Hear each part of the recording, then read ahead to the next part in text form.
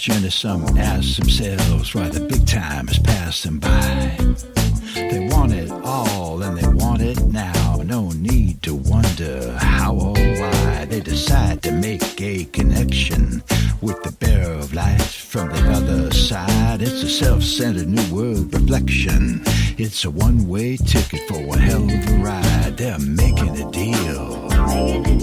Whether down at the crossroads or Hollywood and Vine, they're making a deal. Gonna have it all for a moment in time.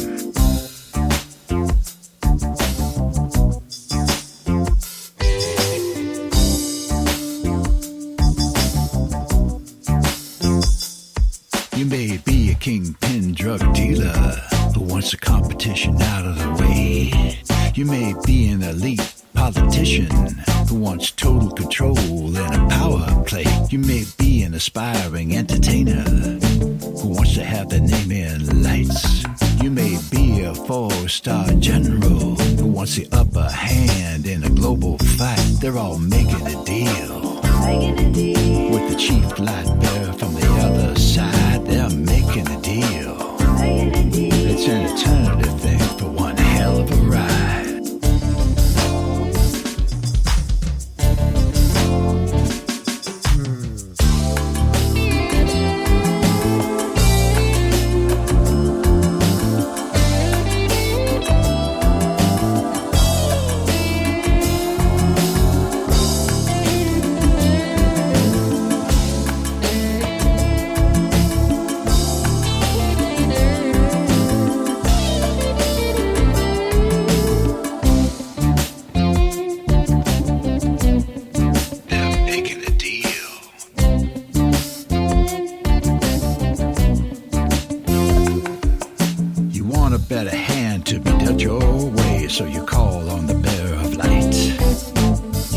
You a plush cushion to relieve you from your discerned plight. Don't bother to calculate the interest as a benefactor of his.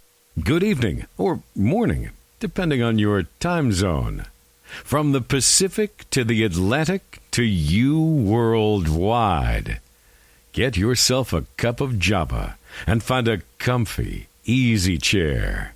And get ready for Gary and his guest on Night Dreams Talk Radio, After Dark. And now, here's Gary. And here I am with a cup of tea in my hand. Well, I can tell you this, it's a really exciting night so far here tonight. Big shout out to all the listeners, all the truckers out there that, make this show, something they listen to when they're on the long haul. I want to thank you guys for doing it. James, are you still there? And I think we have Sam out there somewhere over the rainbow. Definitely. Yeah, we're here. Yeah, both at the same time. You ever thought of singing together as a group? I'm solo. Interesting. So they're heating up the atmosphere, the ionosphere, with high-powered laser. Sam, what do you think about that? Do you think that's going to create more chaos with our weather changes that's already going on? I wonder what's going on with HAARP. Has anybody checked what HAARP is doing? I know that the government kind of gave it to the University of Alaska, but I'm just wondering what's going on. Has anybody been hearing anything? There's not much difference between what you're shooting up in the atmosphere versus extremely high frequency energy versus light, which is laser, which is just a higher form of frequency. So I'm sure it's been going on all along, Well, are they trying to keep us from going into an ice age or something? Something is going on that they're not telling us about it. But on the news here today, one of the top scientists, and I can't even begin to pronounce his name, but he admitted today that, yes, we've been doing it for a long time, shooting high-powered lasers up in the sky. I think there's going to be some other admissions before it's over with. Yeah, well, who wants to buy some property on the East Coast? I guess it's going to be going really cheap here in about 20 years. Well, I keep thinking about trying to buy up land to eventually become shoreline on east of the I-5 corridor. Yeah. Oh, that doesn't bode well for you, though. Oh, I'm up on a hill. Maybe I'll have a little island. Right. You'll be an island by the time it's over with. Yeah, probably. I mean, can you think about that? I don't know. It's scary because, I was reading again today more about these reports. It's fluctuating between who wrote the report, what scientists or what college. But they're saying between 2040, 2050 that we're talking 300 million homes will be underwater. That is a lot of the population that's going to have to move somewhere. I think 80% of the population is actually on the coastlines in our country. Probably. I mean, seriously, you look at in Seattle, I wonder what, New York, I wonder, hey, maybe you can, if you're on like a 90-story building, maybe you'll have, you can take a boat right up to your window. Yeah. Plenty of movies out there depicting that. It's scary, though. Water coming over, yeah. I mean, I used to like to fold a $20 bill. I believe it was a $20 bill, or you fold it a certain way, and it looks like New York City and splashing water coming over the buildings. I never tried that with a $20 bill. I'm too cheap. I use a $50 bill. I see. No, actually, I don't. That's a lie. Yeah. I use a 50-cent piece, and you can't fold it. Now, I'm not saying anything about whoever designed this before the fact, but I know the $20 bill has actually Twin Towers on it. And, coincidence? Maybe. I don't know. But, I was astonished when I actually seen how to do that and did it myself. So, who knows? Who knows what any of this means? Well, it means what I got a funny feeling. Something is down the road, and it's coming very fastly. Now, the question is our space brothers out there going to protect us? Are they going to shoot off orbs to our planet and keep us from going in an ice age? Did they stop us before? Well, it depends on how you look at it. I mean, we had ice ages before, and the planet went through its... what makes it any different now than before from the human race? Simply because we got more humans on the planet, or they didn't save us before? How come we're not an advanced civilization? I mean, you could throw a lot of things out there. But none of them sound very good because, like we've said before in this program, what you said on this program, it says, look at our atmosphere, look at what's happening. The one that scares me to death is the one in Japan. And they're what they're dumping into the oceans, how that's going to affect the fish, and on and on and on. And we got all these nuclear reactors that could do the same thing. Did anybody ever think in the very beginning that this probably wasn't a good idea? Oh, we can generate all sorts of power from nuclear energy. Did they give any thought to what you do with the stuff once it's been exhausted? How are you going to get rid of it? I don't think they put that kind of thought into it. Well, they did put thought in it.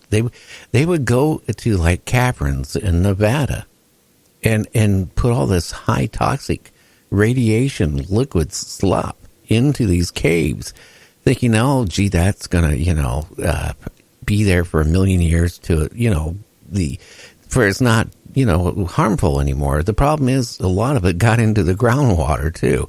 That idea wasn't very good. I mean, the whole problem is if you create nuclear energy, you're going to have a byproduct. And that byproduct, what do you do with it? I don't think they understood that. Just like they didn't understand when they were doing the test in the deserts in the southwestern United States, that all they needed for protection was to stand 20 or 30 miles away wearing goggles. They didn't understand the ramifications of radiation in the mushroom cloud coming down and saturating all the people that were nearby. And, of course, now we know a lot of those people got cancer. So I think it was ignorance on their part. They got into they developed a technology they just clearly did not have a full understanding about and what it meant down the road.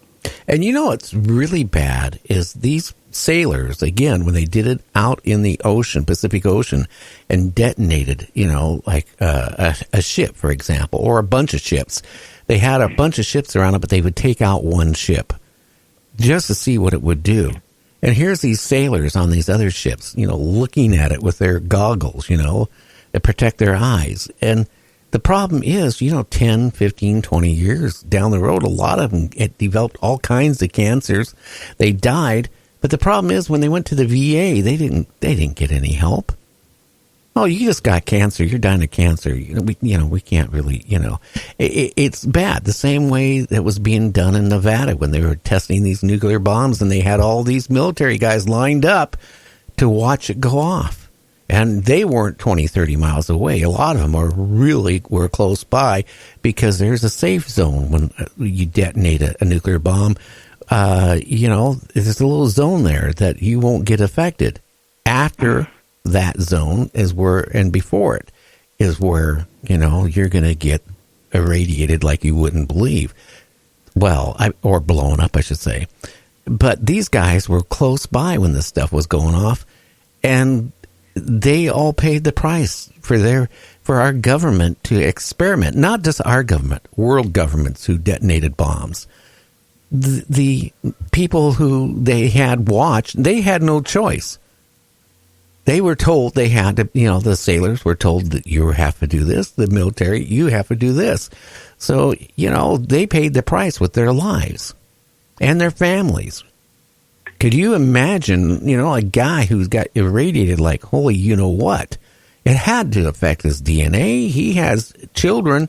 How many of his children maybe come down with, different things like cancer or who knows? It's scary. And I don't even think they really kept track, or if they have kept track of it, they sure haven't told us, the public, what happened to these people. And it's such a long-term exposure, not only for the people, but also for the land where these things were exploded on. I think, was it the Aleutian Islands that was used for the test site up in Alaska? Yes. And blew it there. I'm not sure if there's anything still there now. I know they had to get the people off of there before they bombed it, or did the bomb test on it. But I don't know if anything's grown back, or if it has. There's no people on there right now. Well, look what we did in the Pacific. There was I can't remember the island right offhand, Bikini Island or something like that. And I could they moved all the natives off the island. They had no choice. We made the decision, we're going to nuke this island and see what happens. Well, they moved all the people off of it. They didn't want to give up their land. Well, what was left of the island after they got done? Nothing. It was underwater. Oh, yeah. Yeah.